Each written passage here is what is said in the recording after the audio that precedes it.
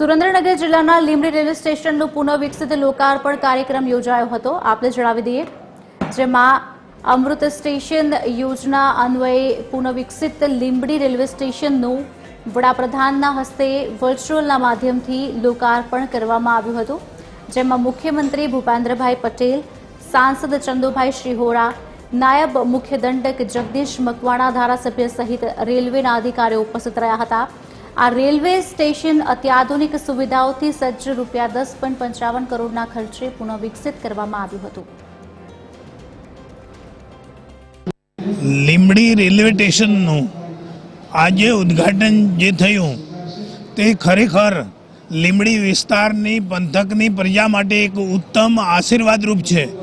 આધુનિકરણ જે railway station લીંબડીનું થયું તેની અંદર તમામ પ્રકારની સુવિધાઓ કેન્દ્ર સરકારના રાજ્ય મંત્રાલય અને ખાસ કરીને નરેન્દ્રભાઈ મોદી દ્વારા જે ઉપસ્થિત કરવામાં આવેલી છે તે ખરેખર એક રાષ્ટ્રનું, એક રાજ્યનું અને લીંબડી વિસ્તારનું એક ગૌરવ છે। माननीय प्रधानमंत्री नरेंद्र भाई मोदी जी ने एक परिकल्पना की थी कि स्टेशंस का पुनर्विकास किया जाए। इस कड़ी में आज प्रधानमंत्री जी ने 103 स्टेशंस जहां पे पुनर्विकास हुआ है आज उद्घाटन किया है, जिसमें कि गुजरात के 18 स्टेशन शामिल हैं। और इस कड़ी में लिंबडी स्टेशन पर भी आज उद्घाटन किया गया और यहाँ पर माननीय मुख्यमंत्री गुजरात सरकार उपस्थित थे।